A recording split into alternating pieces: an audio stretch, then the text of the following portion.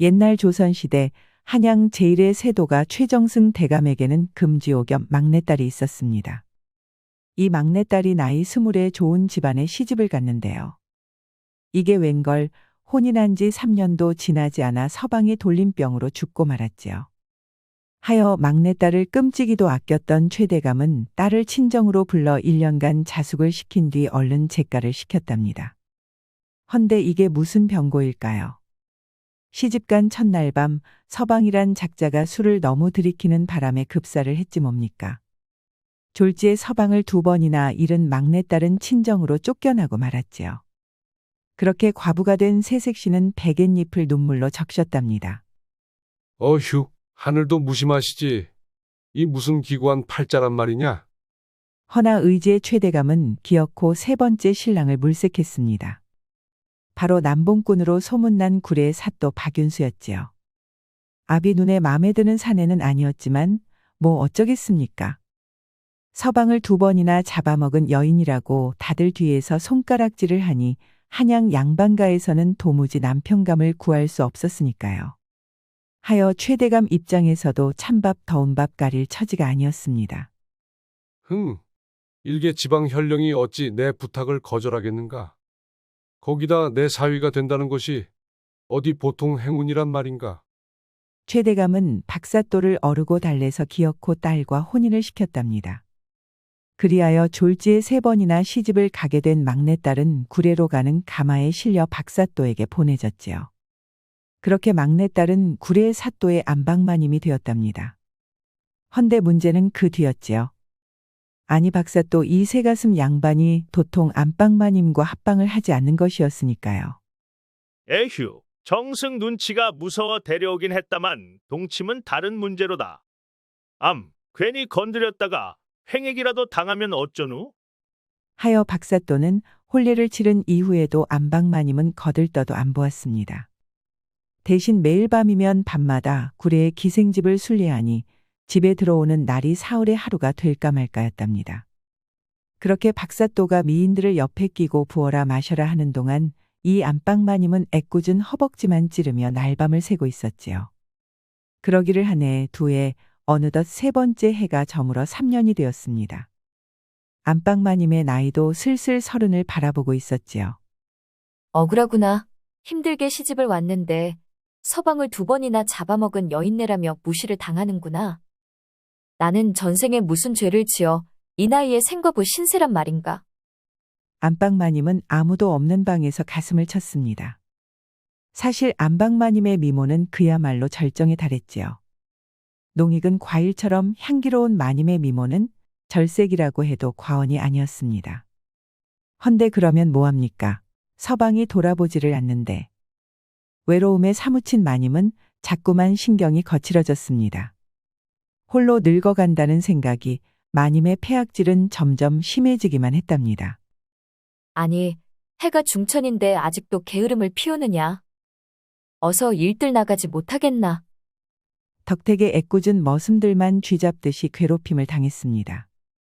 잠시라도 숨을 돌리려고 하면 안방마님이 득달같이 달려드니 허리 한번 펴기가 어려울 지경이었지요.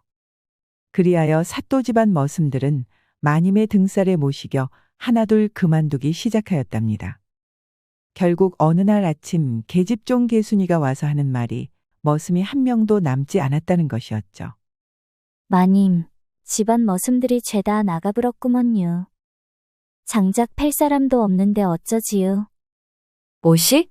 잔소리 좀 했더니 그걸 못 참고 기어나가? 이런 참을성이라곤 약에 쓸 데도 없는 것들 같으니. 마님은 길길이 날뛰었습니다. 제깟 것들이 나가면 내가 눈 하나 깜짝할 줄 알고. 아래 것들이야 다시 뽑으면 되는 게 아니냐. 안방마님은 콧방귀를 끼면서 새로 머슴을 모았습니다. 헌데 아무리 기다려도 머슴이 되겠다고 찾아오는 사람이 없었지요. 문 앞이 아주 파리만 날렸답니다. 그도 그럴 것이 마님의 들어온 성질이 이미 동네방네 소문이 다 나버렸으니까요. 큰일이구나. 이러다간 물도 못 길어먹게 생겼어. 평생 손에 물 한 번 안 묻혀본 마님인지라 슬슬 몸이 달았지요. 하인이 없으면 손 하나 까딱 안 하는 마님이 자기 손으로 뭘 하려니 눈앞이 아득했지요. 하여 안방마님은 하루가 다르게 황폐해지는 집안을 지켜보며 발만 동동 구르고 있었답니다. 그러던 어느 날이었습니다. 문 좀 열어주시구려. 여기 머슴을 뽑는다고 하지 않았어? 한 사내가 사또집에 들어왔습니다. 키가 훤칠하고 이목구비가 뚜렷한 것이 아주 눈이 번쩍 뜨일 만큼 잘생긴 사내였답니다. 사내는 자기 이름이 덕팔이라며 이 집에서 머슴일을 하고 싶다는 것이었죠. 흥, 이 집 머슴들은 야단 몇 번 쳤더니 꼬리를 말고 나가버렸다네. 자네도 그렇지 않을 거란 보장이 있는가? 마님은 너무나도 기뻤지만 내색하지 않고 오히려 겁부터 주었지요. 헌데 이 덕팔이라는 사내 배심이 보통이 아니었습니다. 전 그런 쭉정이 같은 것들과는 다릅니다요. 세경만 제대로 챙겨주시면 몸이 부서져라 일하겠습니다요. 오히려 씩 웃더니만 가슴을 탕탕 치며 호언장담을 하는 것이 아니겠습니까? 그 호쾌함이 마음에 든 마님은 두말 않고 덕팔이를 집에 들였습니다. 이 덕팔이는 허우대만 멀쩡한 것이 아니라 힘도 장사였답니다. 하여 아무리 힘든 일도 척척 손쉽게 해치우는 것이었죠. 그러다 보니 마님도 점점 덕팔이가 마음에 드는 것이었습니다. 덕팔이 그것 반신반의했는데 아주 물건이로고. 덕분에 집안 살림이 몰라보게 나아졌구나. 거기다 어찌나 명랑한지 아무리 힘들어도 웃는 낯이었습니다. 그야말로 멋진 사내였지요. 마님이 짜증을 내도 덕팔이는 싱글싱글 웃으며 받아내니 마님도 점점 덕팔이가 좋아졌답니다. 그러던 어느 날이었습니다. 하루 종일 할 일을 오전에 다 끝낸 덕팔이가 점심을 먹자마자 곧바로 방에서 낮잠을 청했습니다. 어휴, 오늘따라 날이 무척 덥구나. 에라이, 이건 좀 걷어올리자. 날이 하도 무더워서 문도 열고 웃돌이도 걷어붙였지요. 그런데도 더운지 그만 잠결에 바지까지 던져버리고 말았습니다. 그런데 마침 마님이 덕팔이에게 뭘 좀 시킬 일이 있었지요. 덕팔아, 방에 있느냐? 헌데 마님이 불러도 덕팔이 그것이 대꾸를 안 하는 것이었죠. 아니, 너 왜 불러도 대답을 안 하는 것이야. 덕팔아. 답답했던 마님은 더 참지 못하고 덕팔이 방에 들어가고 말았지요. 아니 그런데 이게 뭔 일이랍니까? 덕팔이가 실오라기 하나 걸치지 않고 대자로 뻗어 있는 것이 아니겠습니까? 시원하게 코를 고는 것이 잠이 든 것 같았지요. 기겁한 마님은 얼굴이 새빨개졌답니다. 그리고는 얼른 부엌으로 달려나갔지요. 에고 망측해라. 이게 무슨 일이람. 부끄러워서 고개를 들 수가 없구나. 간신히 정신을 차린 마님은 냉수 한 그릇을 벌컥벌컥 들이켰지요. 그런데 언뜻 마주친 덕팔이의 물건이 자꾸만 떠오르는 것이었습니다. 아주 기세 좋게 솟은 것이 크기가 장난이 아니었답니다. 무슨 기둥을 세워놓은 것 같더니만. 마님은 덕팔이 것을 생각만 해도 가슴이 콩닥거렸습니다. 3년째 생과부 신세인 마님인지라 너무나도 오래간만에 물건을 보고 말았으니까요. 마음이 설레어서 도저히 잊히지가 않았지요.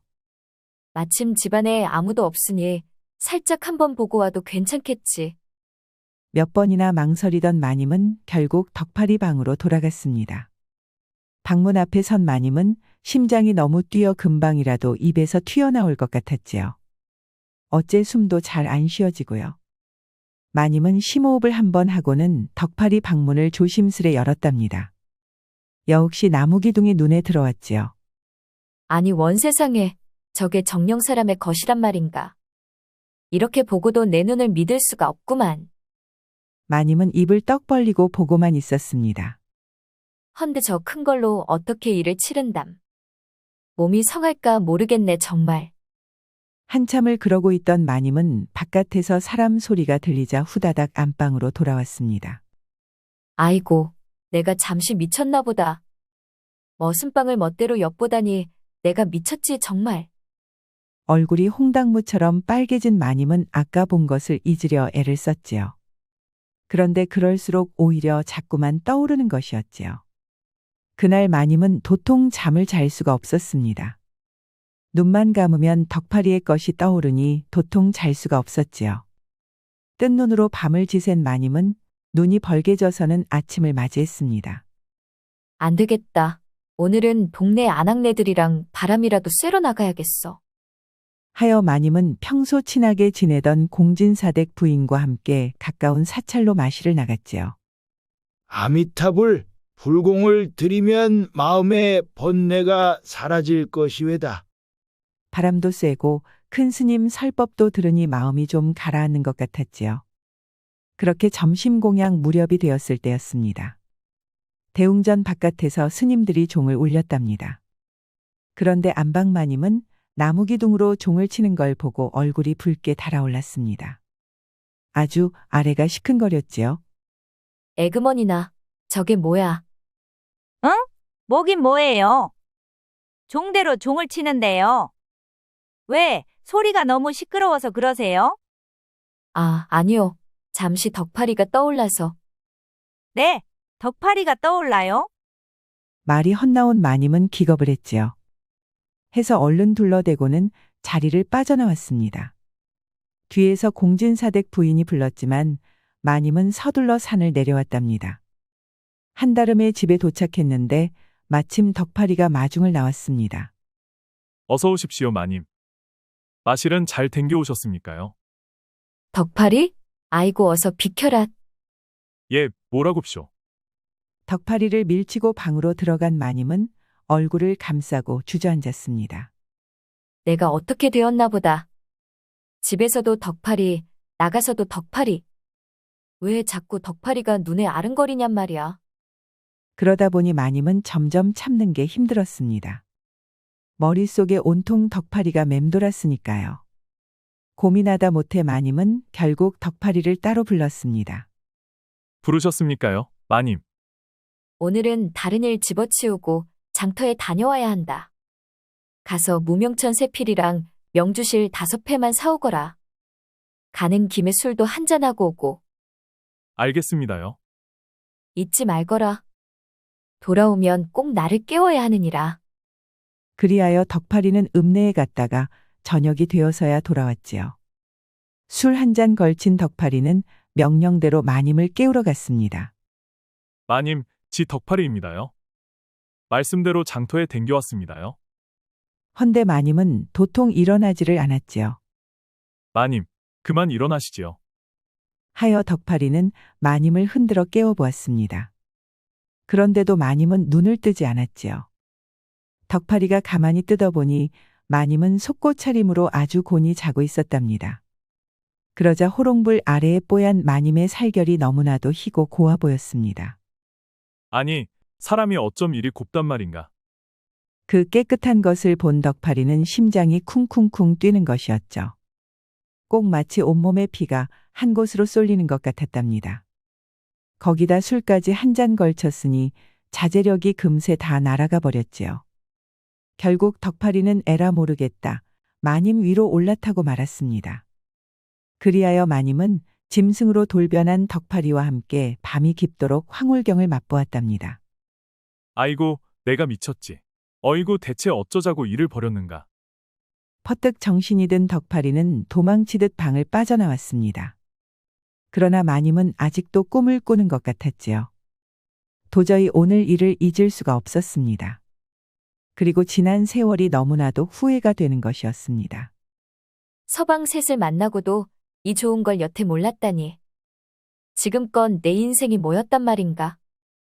그날 이후 마님은 덕파리만 봐도 심장이 콩닥콩닥 뛰었습니다. 자꾸만 그날 일이 떠올랐으니까요. 헌데 이 야속한 덕파리는 요새 마님을 슬슬 피해 다니는 것 같았지요.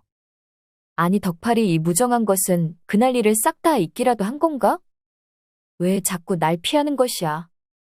이미 온 마음이 덕파리에게 쏠린 마님은 도저히 이대로 잊을 수 없었지요.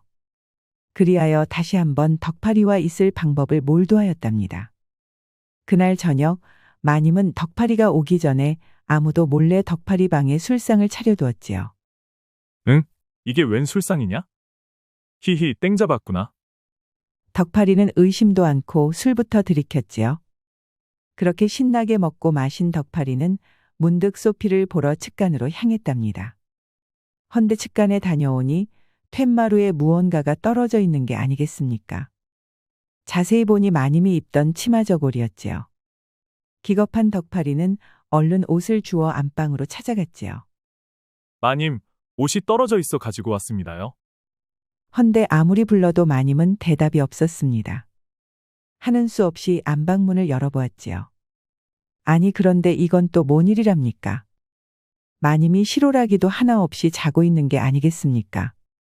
그러자 덕파리는 또다시 짐승으로 돌변하고 말았지요. 덕파리가 돌아가자 마님은 너무나도 좋았습니다. 어째 덕팔이랑 만나면 만날수록 더 좋은 것 같구나. 그리하여 마님은 밤이 외로울 때마다 덕파리 방에 술상을 받답니다. 그리고 툇마루에 치마를 두면 덕파리는 어김없이 짐승으로 변하는 것이었죠. 마님에겐 그야말로 행복한 나날이 이어졌답니다. 헌데 날이 갈수록 덕파리의 얼굴이 자꾸만 어두워지는 것이었습니다. 그러던 어느 날이었습니다. 마님, 지가 드릴 말씀이 있습니다요.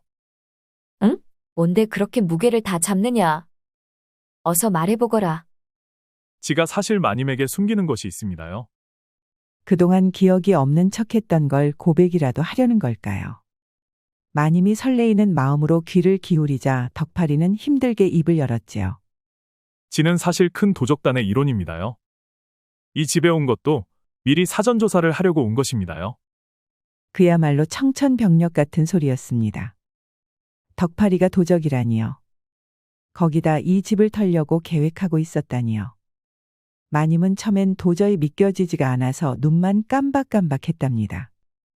헌데 덕파리의 기색이 도저히 거짓말을 하는 게 아니었지요. 마침내 마님의 두 눈에서 눈물이 주르륵 흘러내렸습니다. 네가 어찌 이럴 수 있느냐? 널 믿고 몸도 주고 마음도 줬는데 나한테 어찌 이럴 수 있느냐?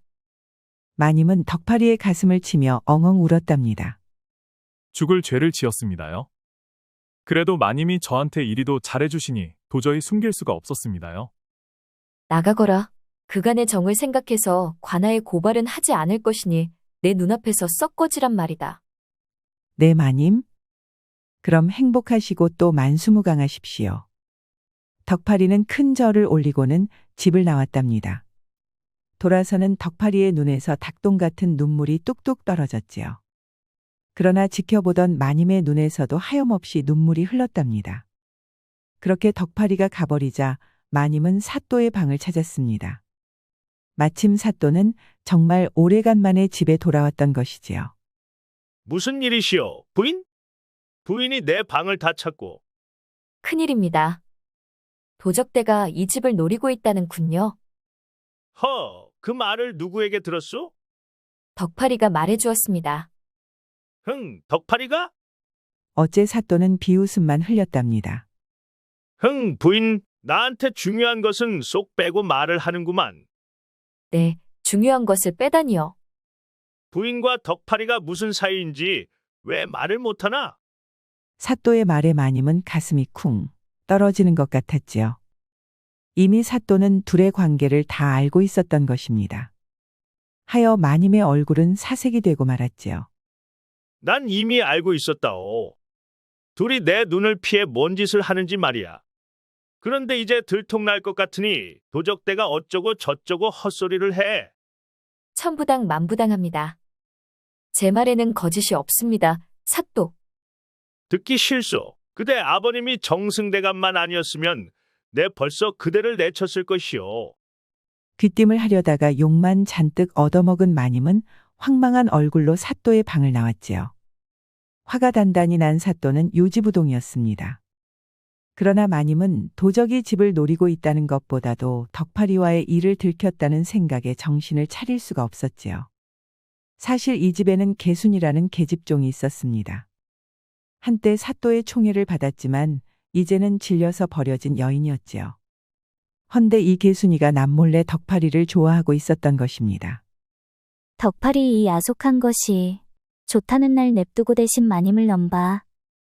두고 보아라. 이 연놈들을 가만두지 않을 것이야. 덕파리가 자기 대신 마님하고만 알콩달콩 지내니 자연 가슴속에 앙심이 생겼습니다. 시커먼 감정이 무럭무럭 솟은 개순이는 도저히 가만 있을 수가 없었지요.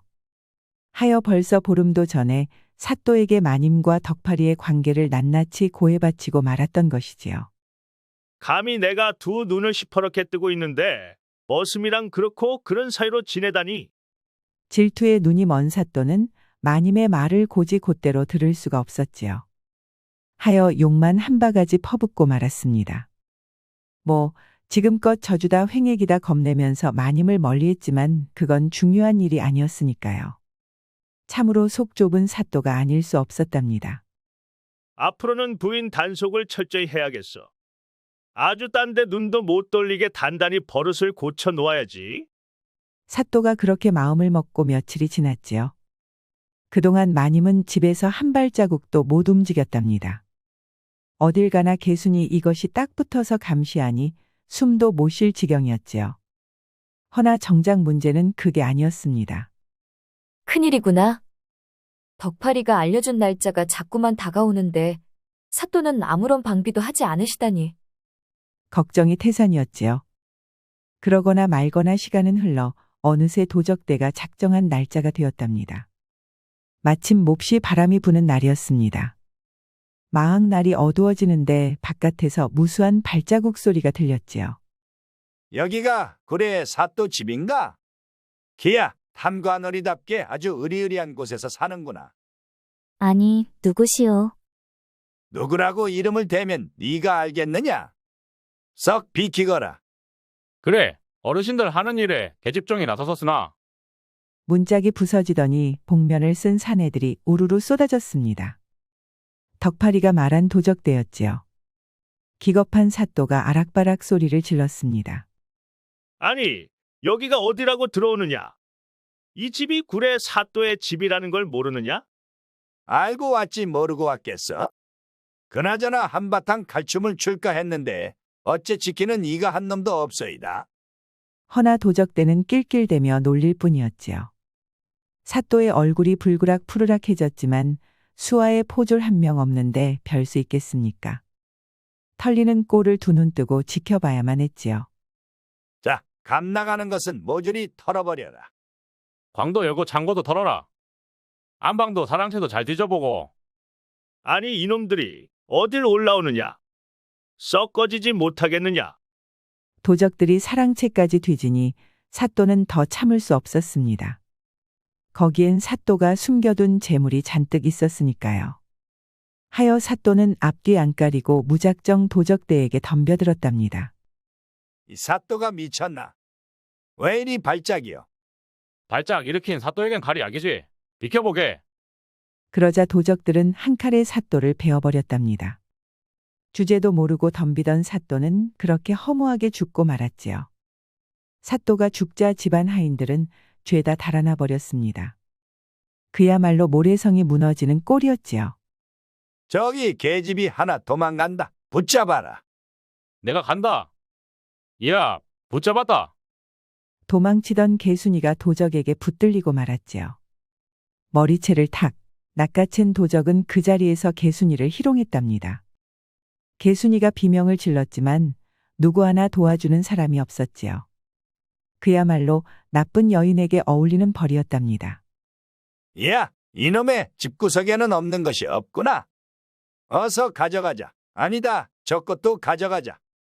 도적들은 사또 집을 마음껏 뒤지면서 재물을 약탈하였습니다. 희낙낙하던 도적들은 마침내 마님이 있는 안방까지 들어왔답니다. 캬, 이제 보니 사또 부인이 아주 절세기로구만. 아니, 아녀자의 방에 함부로 들어오다니. 그러고도 사내대장부요? 사내대장 보니까 여인을 찾는 게 아니겠나? 마님이 반항을 했지만 사내들 힘을 당해낼 수 있겠습니까? 그대로 꽁꽁 묶여서는 다른 재물과 함께 수레에 척 실렸습니다. 마님은 졸지에 도적들에게 끌려가는 신세가 되었지요. 멈추시오. 아니, 니놈은 도망친 덕팔이 아니냐?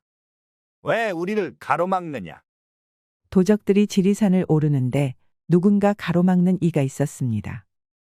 한패였던 덕팔이었지요. 허나 창을 든 덕팔이의 태도는 어딘가 심상치 않았습니다.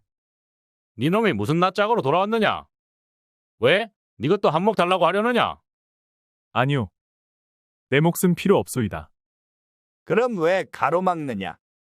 거기 마님께 신세진 일이 있어 갚으러 왔소이다. 그러니 마님은 풀어주고 가시오. 흥, 우리가 왜 네 말을 듣겠느냐? 이년은 미색이 출중하여 아주 쓸모가 많아 보인단 말이다. 하는 수 없이 덕파리는 도적대에게 덤벼들었습니다. 덕파리는 혼자였지만 도적들은 줄잡아 수십 명도 넘었지요. 허나 덕파리의 창솜씨는 보통 내기가 아니었습니다. 여럿이 덤벼드는데도 창 하나로 모조리 무찌르는 것이었죠. 에이, 저놈은 혼자다. 한꺼번에 덤벼들어라. 해치워도 몰려오니 덕파리는 점점 궁지에 몰렸지요. 한 놈을 쓰러뜨리는데 옆에 놈이 칼을 휘둘렀습니다. 덕파리의 어깨에 길게 상처가 나고 말았지요. 그놈을 쓰러뜨리자 이번엔 반대쪽 팔에 상처를 입고 말았습니다. 덕파라, 난 괜찮으니 달아나거라. 지켜보던 마님은 발을 동동 굴렀답니다. 마님, 제가 갑니다. 그 순간 덕파리의 몸이 솟구치더니 마님 옆으로 한다름에 달려왔지요. 얼른 밧줄을 끊어낸 덕파리는 그대로 창을 던져버리고는 마님을 업었습니다. 저놈이 여자를 데리고 달아난다. 설아, 갈 때 가더라도 여자는 두고 가라. 뒤에서 도적들이 아우성을 쳤지만 덕파리를 붙잡지는 못하였지요. 그렇게 덕파리는 마님을 업은 채 더욱 더 깊은 산속으로 달아났습니다. 한참을 달려간 덕파리는 어느 이름 모를 동굴에 들어가고 나서야 마님을 내려놓았지요. 이 상처 좀 보게. 덕파라, 괜찮으냐? 마님이 무사하시니 다행입니다요. 만신창이가 된 덕파리를 보자 마님은 눈물이 주르륵 흘렀답니다. 비록 자기를 배신한 덕파리였지만 이렇게 돌아와서 상처를 입으니 너무나도 마음이 아팠지요. 그간 야속했던 마음까지 눈 녹듯이 사라지는 것이었습니다. 대체 어쩌자고 그랬느냐? 도적이 한둘이 아니던데. 그러다가 네가 죽기라도 하면 나는 어떻게 살라는 것이냐? 하하, 마님이 절 위해 울어주시는 것을 보니 기쁘기가 한량없습니다요. 여기서 웃음이 나오느냐? 마님 눈에서 눈물을 쏙 빼놓고 웃음이 나오느냔 말이다. 아픈 사람 붙잡고 때려줄 수도 없는 노릇이라 마님은 옆에 주저앉아 눈물을 훔쳤답니다. 그나저나 도적들이 찾고 있으니 큰일이구나. 걱정 마십시오. 이 동굴은 바깥에서 보면 좀처럼 찾기가 어렵습니다. 조심만 하면 들키지 않을 것입니다요. 그럼 다행이다. 네가 다 나을 때까지는 여기서 숨는 게 좋겠구나. 그리하여 마님과 덕파리의 동굴 속 생활이 시작되었지요. 다행히도 동굴에는 덕파리가 숨겨둔 식량이 좀 있었습니다. 하여 마님은 바깥의 계곡에 나가서 조심스럽게 물만 떠왔습니다. 그것도 밤이 어두운 다음에만 하니 도적들이 용 빼는 재주가 있어도 찾아낼 수가 없었지요. 그렇게 일주일쯤 지나니 어느덧 덕파리도 걸어다닐 정도로 몸이 나았답니다. 마님, 슬슬 움직여야 합니다. 여기서 계속 있다가는 언젠가는 놈들에게 들킬 것이 틀림없습니다요. 그래야지. 헌데 어디로 가야 할지 모르겠구나. 마님은 한숨을 쉬었습니다.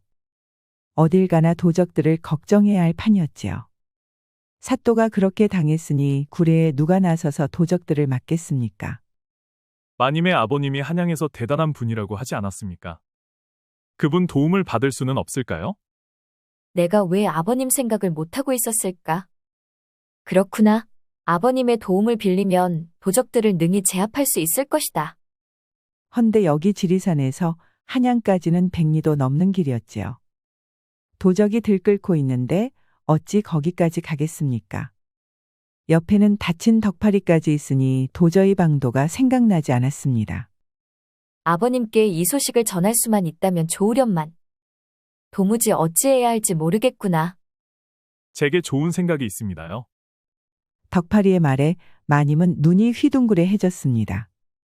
너무나도 위험한 계획이었으니까요.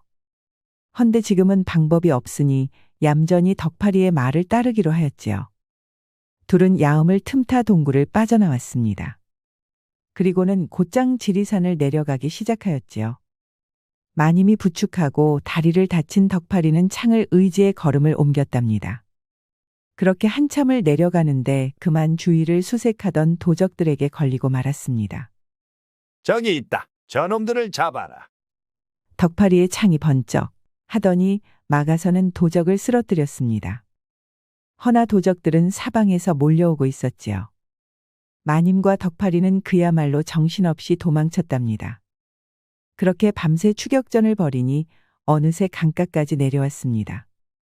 마님, 섬진강입니다. 오냐, 네 말대로 여기까지 왔구나. 강폭이 넓은 섬진강에는 나룻배가 지나고 있었습니다. 허나 다들 손사래를 치는 것이었죠. 저 멀리 도적들이 쫓아오는데 누가 그들의 분노를 사고 싶겠습니까? 우리를 태워줄 필요는 없소이다. 대신 이 비녀를 드릴 테니 배나 한 척 빌려주시오. 어이쿠, 옥비녀가 아니오? 딱 봐도 보통 물건이 아닌데 이걸 주겠다는 것이오. 덕파리가 마님께 받은 옥비녀를 넘겨주자 사공은 조아라 배를 넘겼답니다. 어차피 자기가 몰 것도 아니니 도적들이 어찌 알겠습니까? 마님, 배가 준비되었습니다. 어서 가시죠. 다른 사공과 이야기를 나누던 마님은 덕파리가 몰고 온 나룻배에 올라탔습니다. 그리하여 덕파리는 배에 마님을 태우고는 나룻배를 띄웠지요. 참으로 묘한 이로구나. 이러면 네 다친 다리로도 얼마든지 도망을 칠 수 있을 것이야. 둘을 태운 나룻배가 강을 따라 쭉쭉 멀어졌습니다. 강가에서 발을 동동 구르던 도적대는 다른 나룻배를 여러 척 빼앗아 추격을 시작하였지요. 도적들의 배가 물매아미처럼 퍼지니 사뭇 그 기세가 흉흉했답니다. 서라, 잡히면 그대로 물고기밥을 만들어줄 것이다. 뒤에서 도적들이 악다구니를 쳤지만 덕파리는 기세 좋게 배를 몰았지요. 그렇게 추격전은 하루 종일 이어졌답니다. 허나 도적들은 끈질기게도 따라붙었습니다. 덕파리와 마님은 배 위에서 하룻밤을 자면서 배를 몰았지요. 마님, 저기 서운하루가 보입니다요. 드디어 왔구나. 어서 가자꾸나. 저기 강 건너편에 나루터가 보였습니다. 도적들이 몰려온다는 소문에 사람은 눈 씻고도 보이지 않았지요. 둘은 얼른 배를 나루에 대고는 창고로 뛰쳐들어갔습니다. 배에서 쓰는 물건을 보관하는 커다란 창고였지요. 이것들이 마침내 도관에 든 쥐로구나. 자, 순순히 나오거라. 바깥에서는 도적들이 겹겹이 창고를 둘러쌌습니다. 안 나오느냐? 안 나오면 이대로 불을 싸질러 버리겠다. 멈추시오. 나가겠소이다. 잘 생각했다. 바깥에서 도적두목이 외치는 소리에 덕파리가 걸어 나왔습니다. 조 미쓰니 마님도 나왔지요. 그런데 마님 뒤로 포졸들이 줄줄이 나오는 것이 아니겠습니까? 어느새 포졸들은 꾸역꾸역 나타나서 도적들만큼이나 많아졌지요. 응? 저 포졸들은 어디서 온 것이냐? 기겁한 도적두목이 입을 딱 벌렸습니다. 아주 파리가 들어갈 정도였지요. 놀랐느냐? 우리 마님이 한양에서 세도 당당하신 최정승 대감의 따님이라는 것을 몰랐나 보구나. 사실 둘이 도망칠 때 마님은 다른 뱃사공에게 편지를 전했답니다. 끼고 있던 옷가락지를 죄다 넘겨주니 사공은 흔쾌히 편지를 최정승에게 전달하였지요. 편지는 외동딸이 서온하루에 갇혀 있으니 제발 구해달라는 것이었습니다. 외동딸을 끔찍이 아끼는 최정승이 가만히 있을 리 있겠습니까? 당장에 말을 태워 포조를 보내니 그 수가 도적들과도 맞먹는 것이었지요. 이놈들, 우리를 가지고 놀아. 저딴 포졸들은 다 허수아비에 불과하다. 어서 쳐라. 도적두목이 떨리는 목소리로 외쳤지만 응하는 이가 하나도 없었습니다. 그야 그럴 것이 벌써 다들 등을 돌려 달아나고 있었으니까요. 그제야 뒤를 돌아본 도적두목은 허겁지겁 도망쳤습니다. 도적들이 그러면 그렇지. 부사관, 말을 가져오게나. 지켜보던 포도대장은 씩 웃고는 말에 올라탔지요. 그리고는 다른 병사들과 말을 달리니 그날부로 도적들이 모조리 붙잡히고 말았습니다. 당연히 훔쳐간 재물도 죄다 찾아낼 수 있었지요. 둘은 당당히 구례로 돌아올 수 있었답니다. 고맙다 덕파라. 이게 다 네 덕이다. 지는 마님께 진 빚을 갚은 것뿐입니다요. 아니다. 내 평생에 서방을 셋이나 두었는데 결국 믿을 만한 사내는 너뿐이었던 것 같구나. 마님은 기쁨에 모시겨 덕팔이 품에 안겼답니다. 덕팔이도 마님을 으스러지게 안아주었지요. 그렇게 둘은 다시 한번 구례에서 함께 지내게 되었습니다. 마님, 그럼 이제 재간은 안 하실 건가요? 서방이라면 지긋지긋하구나. 내 체질에는 서방 대신 네가 딱이다. 그 뒤로 한양의 최정승 대감은 더 이상 딸을 시집 보내는 것을 그만두었습니다. 딸이 괜찮다고 극구 사양하니 아무리 대감이라도 별 수가 없었지요. 대신 구례에 많은 재물을 보내어 딸이 불편함 없이 살 수 있도록 도왔답니다. 그 뒤로 마님과 덕팔이는 낮에는 머슴과 주인으로 있었지만 밤에는 알콩달콩 깨가 쏟아지는 삶을 살았지요. 덕팔아, 내 나무 기둥이 어디로 갔느냐? 이리 와서 똑바로 세워보거라. 알겠습니다요, 마님. 어디 한번 안방에서 공사를 시작해 보겠습니다요. 그렇게 둘은 서로를 희롱하니 즐겁지 않는 밤이 없었다고 합니다. 우리 영상을 시청하신 모든 분들께 행복이 가득하길 기원하겠습니다. 구독과 좋아요, 알림 설정 부탁드려요. 이후에도 재미난 이야기가 많이 준비되어 있으니 다른 영상도 꼭 보러 와주세요.